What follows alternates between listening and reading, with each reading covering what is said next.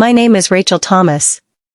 I'm 42 years old, a mother of two, and until recently, I believed I had built the perfect family. My husband Mark and I had been married for nearly 18 years.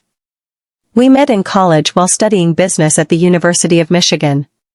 He was charming, ambitious, and had this remarkable way of making everyone around him feel seen. I fell for him fast and hard. We married soon after graduation, and life moved quickly. Our first son, Ethan, was born when I was 24, and our second, Caleb, arrived 3 years later. Like many young couples, we had our share of struggles, but I truly believed we always had each other's backs. We built a life together, careers, vacations, a house filled with laughter, messes, and noise. I took a break from my career to raise the boys, then returned to marketing consulting when they were older. But over time, I began to notice a shift in Mark. He started coming home later. He seemed distracted, distant, even during family dinners. His phone became a permanent fixture in his hand. When I brought it up, he brushed me off, blaming work stress or needing time alone. I wanted to believe him. I did believe him.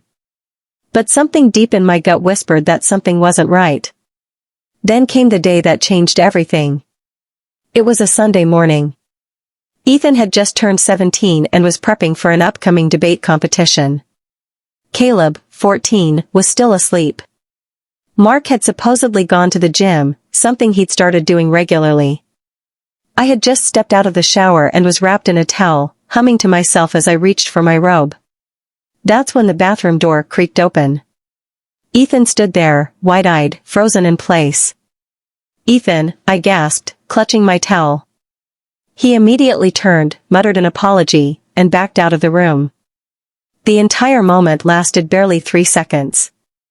But its weight hung in the air long after, an uncomfortable silence settled between us. His expression hadn't just been embarrassment. It was something else. Confusion, maybe even fear. Later that afternoon, I found him sitting on the back porch, headphones off, staring blankly at the trees. I sat next to him and gently said, "About earlier. I know it was an accident. Let's not make it a bigger deal than it was." He gave a small nod, but said nothing. I thought that would be the end of it. I was wrong. Over the next few weeks, Ethan changed. He became quiet, withdrawn, anxious. He stopped eating dinner with us and spent most of his time locked in his room. I chalked it up to teenage mood swings. But then, one night, as I was folding laundry in the living room, he came downstairs and said, "I need to talk." "I saw something," he said, eyes down. "What do you mean?" I asked. That day, it wasn't just the towel. I saw something before that. On Dad's phone. My breath caught. He was texting someone. A woman. It was flirty. More than that. I felt the world tilt around me. "Are you sure?" He nodded. I didn't want to say anything because I thought maybe I was reading too much into it. But then, I saw pictures. Her name was Vanessa. That name sent a chill through me. Vanessa was a colleague from Mark's new department. He'd mentioned her before, always praising her work ethic or saying how helpful she'd been as he adjusted to his new role. I thanked Ethan softly and told him he'd done nothing wrong. Then I went upstairs, closed the bedroom door, and cried until there was nothing left. The next evening, when Mark came home, I confronted him. He denied it at first. But when I mentioned Vanessa's name, all the color drained from his face. He couldn't hide it anymore. It was true. He admitted it. It had started, he said, as innocent drinks after late meetings. Casual conversation. But it became more, turned physical, after a work retreat 2 months earlier. I stared at the man I had built a life with and felt nothing but numbness and guilt. Guilt not just because of his betrayal, but because of Ethan, my son had known. He had carried that knowledge, unsure how to speak it.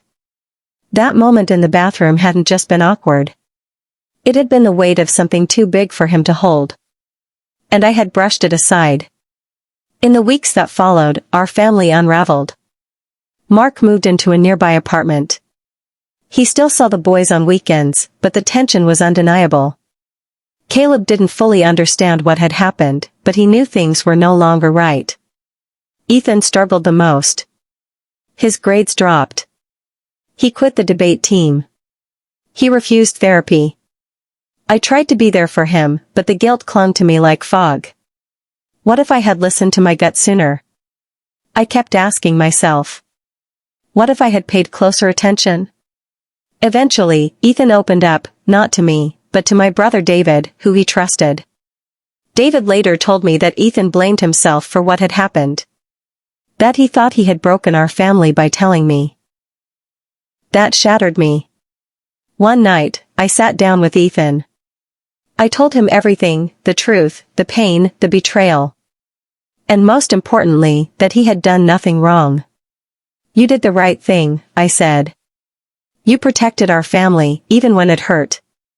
It's been almost a year since that day. Things aren't perfect. But we're healing.